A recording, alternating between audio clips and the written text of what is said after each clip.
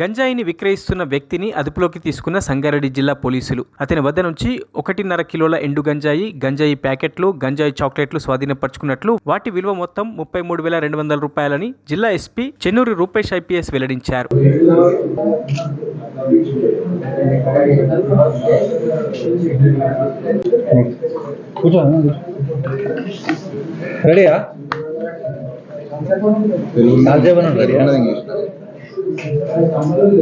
Okay, మా కొద్దిగా సైలెంట్గా ఉంటే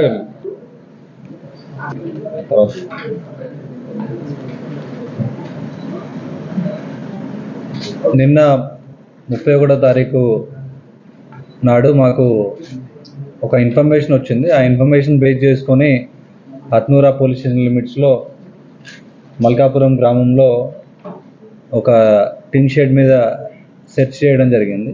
ఆ టిన్ షెడ్లో ప్రేమ్ కుమార్ అనే ఒక నిందితుడిని గుర్తించడం జరిగింది.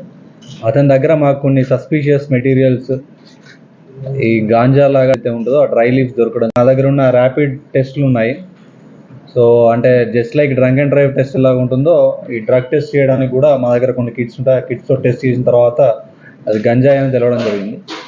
సో ఆ గంజాయితో దాదాపు దాన్ని మెజర్ చేస్తే దాదాపు 1.5 kg గంజాయి, ఎండు గంజాయి, మరియు దాంతోపాటు ఈ చాక్లెట్స్, అంటే ఇది గంజాయి చాక్లెట్స్ లాగా అనుమానిస్తుంది. దీన్ని ల్యాబ్కి పంపించి ప్రాపర్గా టెస్ట్ కూడా చేపిస్తాము. సో వీటన్నిటిని కూడా సీజ్ చేసి, ఇవి గాంజా చాక్లెట్స్, సో వీటన్నిటిని కూడా సీజ్ చేసి క్రైమ్ నెంబర్ 24/24 హత్నూరా పోలీస్ స్టేషన్లో కేసు రిజిస్టర్ చేయడం జరిగింది. సో ఇక నిందితుని పరిశీలించి అతన్ని ఇంట్రాగేట్ చేసిన తర్వాత అతని పేరు ప్రేమ్ కుమార్. ఇతను ఒక మైగ్రెంట్ లేబర్. ఇతని స్వస్థలం బీహార్ నుండి ఇక్కడికి వచ్చి మన హత్నూరా పరిసర ప్రాంతాల్లో ఉన్న పారిశ్రామిక ప్రాంతాల్లో వర్క్ చేస్తూ ఉంటాడు. సో ఇతని మీద గతంలో కూడా కొన్ని కేసులు ఉన్నాయి. దాదాపు 2 కేసులు ఇప్పటి వరకు జరిగిన ఇన్వెస్టిగేషన్లో, ఒకటి నర్సాపూర్ ఎక్సైజ్ పోలీస్ స్టేషన్లో, 2 పటాన్చెరు ఎక్సైజ్ పోలీస్ స్టేషన్లో ఆల్రెడీ గాంజాకు సంబంధించిన కేసులు ఉన్నాయి. సో ఈ పాత నేరస్తుల మీద నిఘా పెట్టి ఉండడం వల్ల మనకి ఇది మళ్ళీ దీన్ని కేసు ట్రేస్ చేయడం జరిగింది. సో పాత కేసులలో కూడా 2 సార్లు అతను జైలుకి పోయి వచ్చాడు. మన సంగారెడ్డి కంది జైలుకి పోయి వచ్చాడు. సో ఇవన్నీ కూడా దాదాపు ఈ చాక్లెట్స్ ఏవైతే ఉన్నాయో ఈ చాక్లెట్స్ని ఒక్కొక్కటి 30 రూపాయలకు ఒకటి చొప్పున అమ్మడము. దీన్ని ఇప్పటి వరకు జరిగిన ప్రాథమిక విచారణలో మాకు హైదరాబాద్ నుండి తీసుకొస్తున్నా అన్నట్టు, హైదరాబాద్లో ఒక ప్లేస్ దగ్గర నుండి తీసుకొస్తున్నట్టు చెప్పాడు.